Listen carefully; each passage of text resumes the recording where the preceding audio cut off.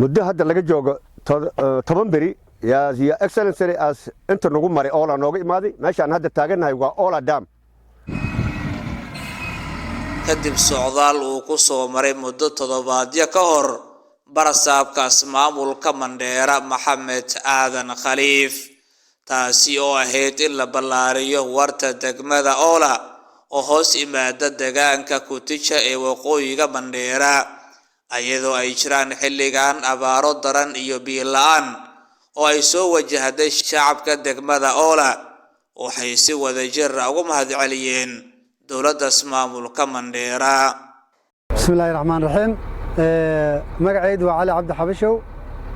senior chief oola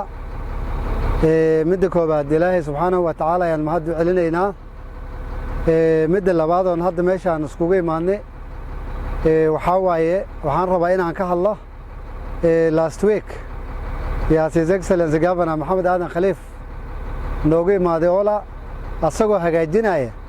assessment-ga abaaraha kuleelka dhulka ka jira waana wareystay wixii dhibaato dhulka ka jira oonkan waanu waranay arrimahan u sheeganay waxaan ka cabanay waxay kamid ahayd inaas wax nagala qabto wartaan dhex joogno oola yaan dhahnay wartaan naga duuganti noo qod waa noo ballan qaaday ilaahay ma hadda iska leh ballanti governor waa ka soo baxay dadka bini'aadanka godobaan dadka madaxdan waxa ugu fiican ninka ballantiis qaada ka soo bax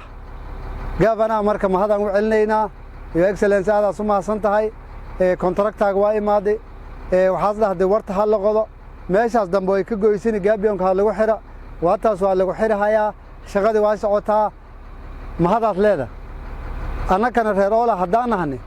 iyo mas'uuliyadeedii garabkaadi aan lahayn insha Allah ta'ala. Assalaamu alaykum. muddo hadda laga joogo 10 beri يا excellency as inta nagu maray oola nooga imaaday meeshaan hadda taaganahay waa oola dam dhibaatada dhulka ka jirtaan ayaana u sheeganay oo wartaan halkaan hadda aan taaganahay naftiisa aan keenay oo awaqafna Maxamed Aadan Khaliif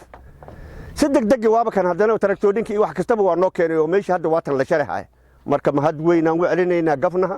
Maxamed Aadan Khaliif waa ku mahadsan yahay sidii dhaqso ayuuba nooga soo qabtay warti intaas hadda roobkaba imaadin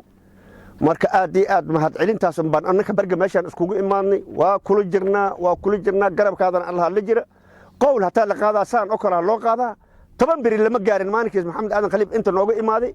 haddana waa kan action ka as already he has taken an action from oola dam waatan haddana la xiraa gabion taraktada waataas waa u jeedin way ku jirtaa marka waa ku mahadsiyahay annaka warkaayna waa un mahad celin aad iyo aad aan u mahadsannahay oolaana 100%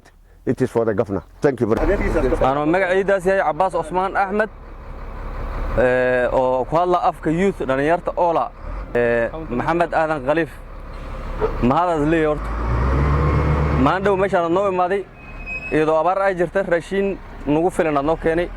ومساكين زايد عويس ما هذا نقول لنا متى كلا ورتي يرد ونجح الله سند أياس si emergency degdeg nooga hagaaji maad celintaasaan ku celinayna waa maasanta garabkaadana ana gacanaan ku haysanaa saan youth u naanay waa isku duubanayn waa maasantahay